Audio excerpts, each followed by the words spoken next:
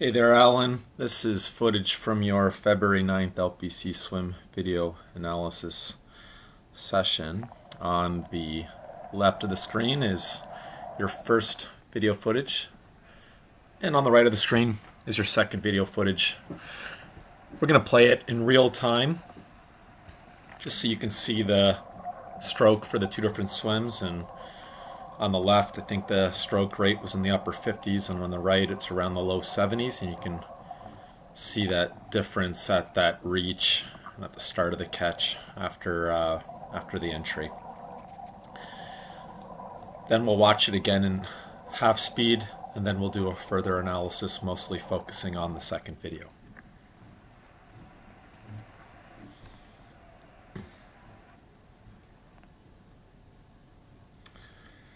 Okay, let's watch this again in its entirety at half speed. You see on the left in that first video, when the stroke rate's a little bit lower, you can see that very slight overglide, and that's okay to do when you're swimming at an easy to moderate pace. But what you want to try to prevent happening is dropping that elbow or having that hand creep back upwards to the surface before you start the catch. You can see on that left, it's extending a little bit, and that hand is just coming up just a tiny bit.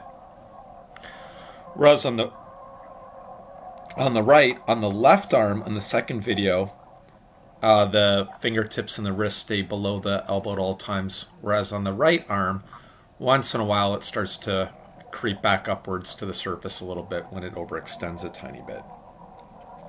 See the difference in on the second video on the right of the screen, that right arm versus that left arm. So at all times when the arm is underneath the surface of the water, excuse me, you want that elbow to be higher than the wrist and the wrist to be higher than the fingertips.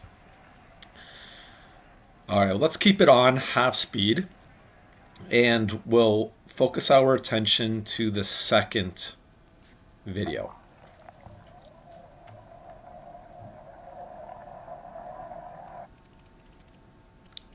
See how that has a tendency to be a slight diagonal thumb down entry, which is very common, very slight crossover.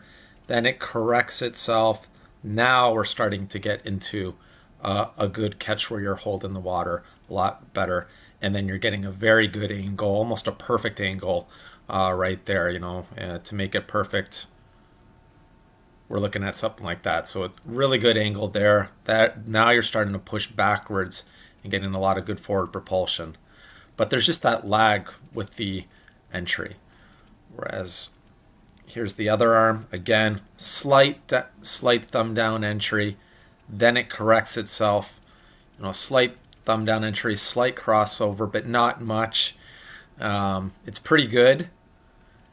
And then it just takes that little bit of lag time before it starts to get into a pretty good catch. Now, of course, on this arm here, to get just that great angle, we'd be looking at that. And this is what we talked about on the deck, is already, even though your stroke rate's higher here, already you see this arm right here already in, when this is really near the front of the catch. So it's a pretty front quadrant type stroke. Not a bad stroke to employ in the pool, but in the open water, especially at a place like Guelph Lake, where it can be a bit choppy and a little bit of a current, and bodies all over, a little bit less of a front quadrant stroke would be advisable in a tri-specific, when you look into the tri-specific dynamics. Again, these are all minor points. There's nothing glaring or major. There's no like big reprogramming that needs to take place.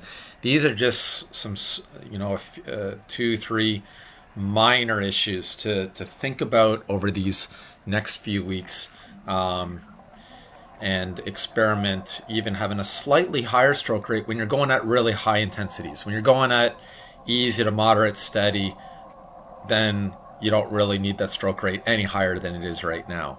But you can see that right arm, see it has a tendency just to overreach just that tiny bit.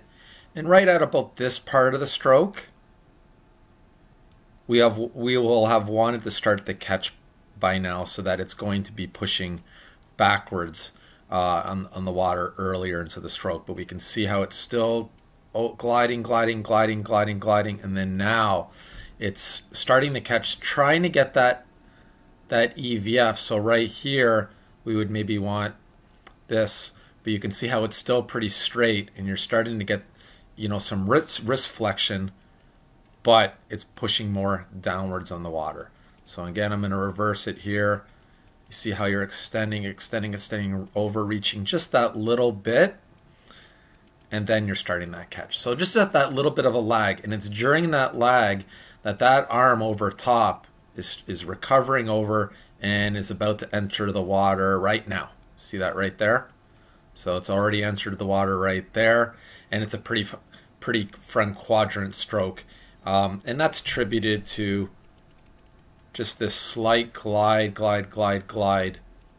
Instead, we want to start that catch just that little bit sooner.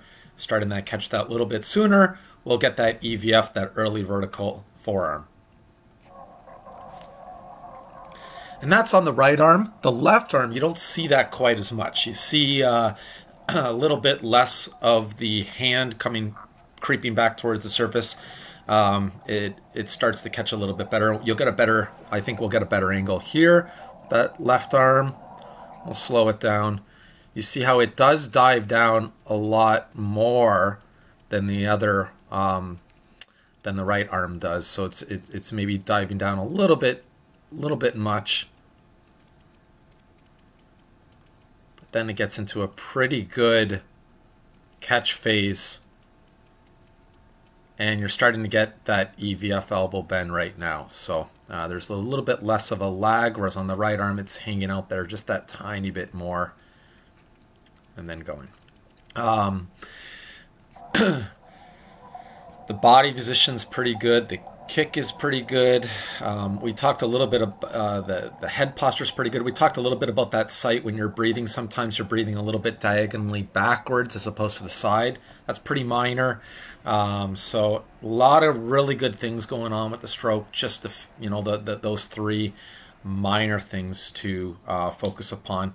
I do think you'd probably benefit from getting the Finnish swimmer's snorkel and the Finnish forearm fulcrums, and incorporating that into a couple of your swims each week. So at least getting the snorkel probably to start. That's probably a piece of equipment. Maybe think about getting over the next month or so. It would be a good swim toy to start using in at least half of your swims.